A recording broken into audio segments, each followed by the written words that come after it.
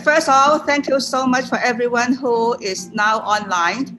And I'm Susan Wong, Markham Center Realty. Here, I would like to wish everyone a very safe, happy, and prosperous Year of the Ox. I know everyone knows Seafood Paul very, very well, but formality, I still have to introduce Seafood Paul formally. So as you know, Seafood Paul is renowned Feng Shui master, and he has been working for developers and clients like us. He has worked for over 40 developers to consult on their projects. And just before the meeting, Seafood Paul was telling us that a developer has engaged Seafood to design the subdivision for the developer.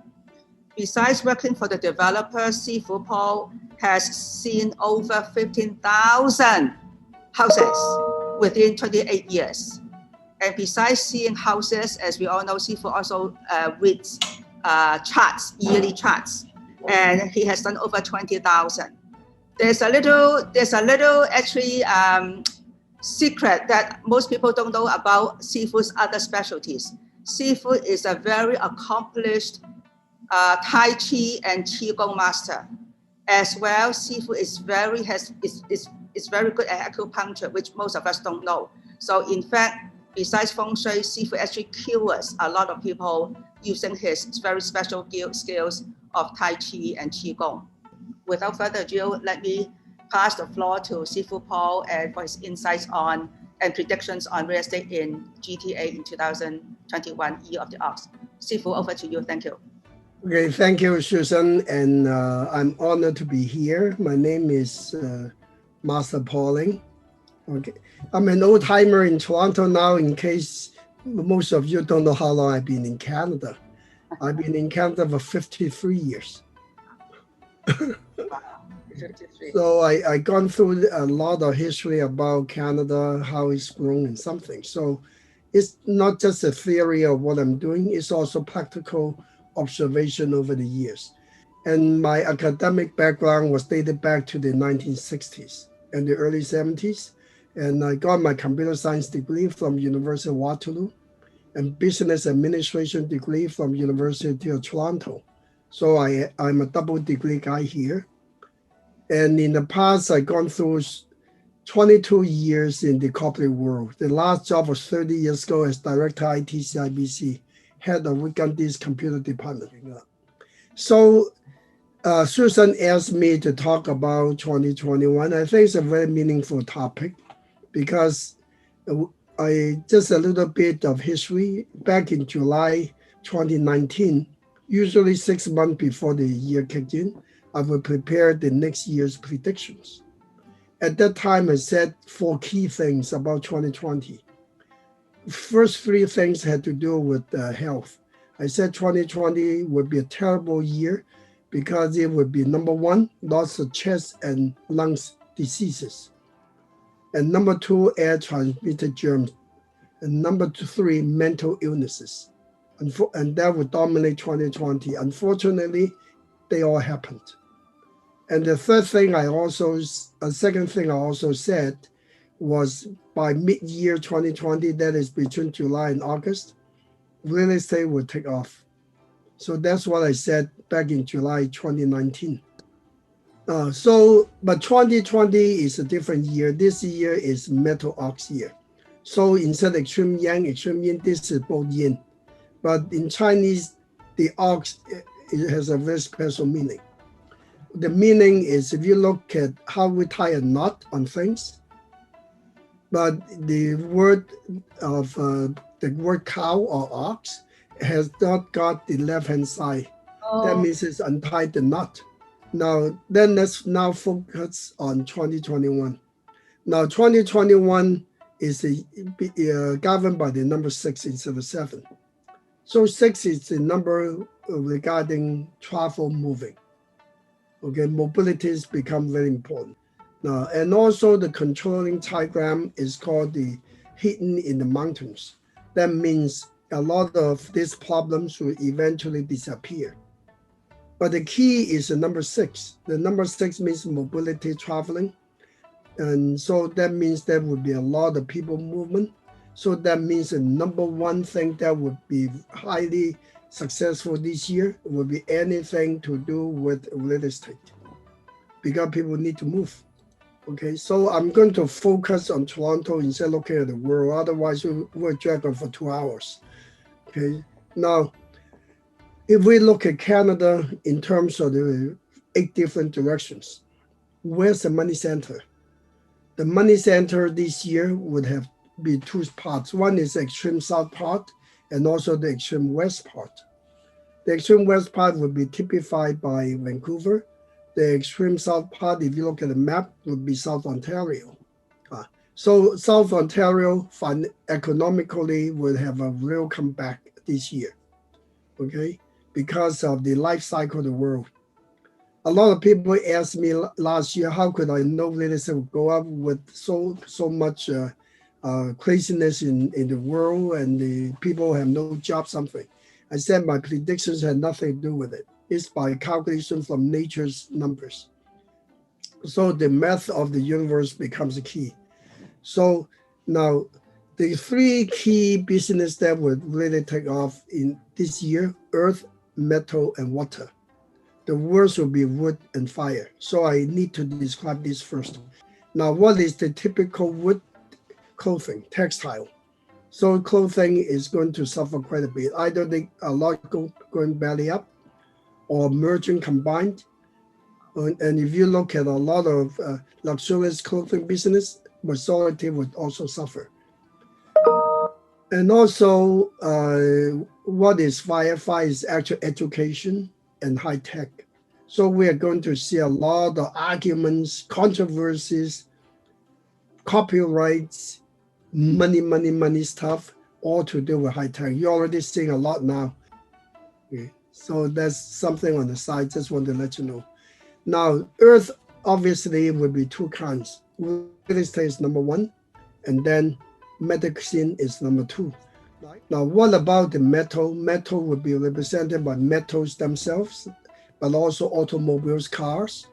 So this year, the automobile business will come back way alive, especially electric cars going to be big. So, and what about water? Water is logistics or clean water. If you have a business dealing with cleaning water, okay, this will be very demanded this year. So they will do well. But starting summer on, slowly but surely, the travel industry will come back. Okay, so it's only about half a year to wait. And logistics is scary the way they expand. Okay, so the potential for logistics is amazing. It's crazy. So that's the water side. Okay, now let's take a look at Canada. I mentioned a moment ago that the Well Center is in South Ontario, but especially Toronto. This is a double-edged sword. That also means GTA would include Peel and York region, obviously. It's going to really explode this year, going to go big. Now, in my predictions for majority of housing in GTA area, within these 3 years, max 2021, 2, and 3, a lot would go up average at least 50% or more. A lot of people ask, if that's the case, where should they put the investment in Toronto? Now, don't forget, there are two kinds of things about real estate. One is investments. So you have extra money, don't know where you put the money in. The other is a place for your roof. Okay, a place for you to live in. I think that's the most critical. Now, let's look at this life cycle this way. People are getting older. Okay, without the COVID-19, people will live much longer. Okay, a lot of old folks are in trouble because of this disease, but eventually people still tend to live longer because of technology and because we're living in a good country, safe country. Okay, so when people get older, what happened? They cannot climb stairs. So the most demanded real estate eventually will still be downtown, for example, would be condominiums, because you don't need to climb stairs. See, last year they heard a lot because of the People cannot move. People are not mobile. People cannot come back. They cannot rent these units out, so they sink like a stone. But when the COVID begins to ease off, you'll see the market coming back. Second, bungalows. Bungalows are hot, hot, hot. Okay, if you have bungalows, don't underestimate them. Number three, those that you tend to be built in the 1970s, a lot of back splits. Okay, I don't know why builders don't build them anymore. But back splits are the most versatile, usable way of building houses because they're multi-levels. Now, so other than those kinds of real estate I just talked about, the other kind would be cottages, but always, and the hardest one would be warehouse. So demanded, so hard to find because logistics is here to stay. People will get used to e-commerce, whether they like it or not. Okay, and I was surprised that my clients could actually find feng shui supplies through Amazon. They're going to kill the shops. Okay, it's just the whole world is going crazy. Now, so let's analyze GTA. Now, within GTA, the money center this year will return to downtown. So downtown is going to be heated up again. Okay, another money center is at the west end. So you're going to see real estate going to go up still in places such as Oakville, even Burlington. Now, but the fastest growing in terms of real estate values that got ignored in the past few years is the North Dragon. Now, where's the North Dragon? The North Dragon is identified by the combination of 407 and Highway 7, horizontally speaking, but vertically speaking, it's the west of 404 and east of Bathurst and north of 407, all the way up to slightly beyond Bloomington. So no, this area, entire Richmond Hill happened to be inside the dragon, and this is represented by the number 2. Besides the number 5, 2 is also a very dominant earth number. So remember 2 and 5, the earth numbers. That means real estate will do very well. So for housing within Richmond Hill, they're going to be double, could be as much as not waiting for 3 years, should be within a year or so, could be doubled. Okay, 2 years, I gave it 2 years. So it will be beyond my 50% threshold. No other investments could be as secure and as sure as real estate in GTA. So remember downtown Toronto for long term, this could be an opportunity to snatch up the condos before they go back up again because they are kind of suffering, and this is the opportunity, and they will not suffer forever. If you find condos close to subways, close to colleges or universities, that's a gold mine waiting to be dug up. Other than Richmond Hill and downtown, what other areas to pay attention to? I would suggest we should pay attention to Unionville and Markham. Oh.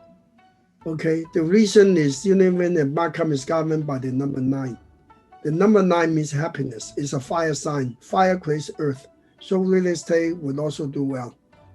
Now, Vaughan would be a little bit slower this year because it's governed by the number 7. It's a bit receding. So, but if it's receding, that means it'll pick up later. So that means they may not be selling so quickly like Richmond Hill or Unionville, but that also poses long-term opportunity. Another one is the West End, which would be Etobicoke. Now, Etobicoke, Toronto is very interesting. It's really multicultural. Every group of people focus on a particular area because Etobicoke is full of Europeans, mainly Europeans, especially Eastern Europeans. So, but they are at the money center. So there would be some very prestigious, expensive housings around the area. And also, if you go further west, you see Mississauga. You're going to see a lot of people moving down to Mississauga from Brampton. All that's going to happen this year, mobilities. Controversies are in the southwest. So that would be southwest would be like New Toronto area, southern part of Etobicoke. And so controversies quite a bit because of some objections to buildings or something. So be a bit careful about it. Now, the east side is very important. The east side is represented by places such as Pickering. I said it as long as 2 years ago. Keep an eye on Pickering. Really say it's going to really take off. Pickering all the way to Oshawa. Now, so real estate is something to watch out for out in the east end. Especially, I just recently discovered 47. It's going to eventually extend to Kingston. Right now, it goes all the way to 35-115, just very close to Peterborough. That means anywhere close to 47 is something to pay attention to. It's going to really go way up and going to be demanded big time. Okay, so because a couple of weeks ago, a client of mine drove me all the way to Peterborough to do a feng shui. And then he took all the way through the 47. That's the first time I discovered the eastern part of 47. It's amazing. And so much valuable land still undeveloped. So that's something to watch out for. Okay, so now let's go back to GTA. What about the center part of Toronto? All the way between Lawrence and St. Clair, around Yonge area, left and right. Is it worth to invest there? Now, from a feng shui point of view, it's a harder Toronto. Obviously, it's good. But there's something you have to pay attention to. These houses crosses over several areas, including Lee side. Unfortunately, majority of them are very old buildings. And they're really run down too because a lot of them have been rentals, not taken proper care of. That means you make sure you know how to fix things, or you have a deep pocket to fix the house completely. If you don't have those conditions, I would suggest you stay away from it. Basically, in conclusion, real estate is the way to go for long term. And also because we are human, we need a place to live in. So that's the conclusion I want to give everyone. Conclusion number one, real estate, don't worry whether or not there are corrections. Don't worry. Because every time it goes through a small correction, it's going to really fly up. And my suggestion is every family should own at least 2 houses so that this way can swap to avoid this principal or rather the real estate investment tax. And if you can own 2, average 4 to 6 would be the limit, would be ideal, but 2 would be good enough. And those areas I mentioned, I hope you remember what I said and do your proper investments. Here, I want to thank everybody for your attendance, and I'm honored to be here, and Happy New Year.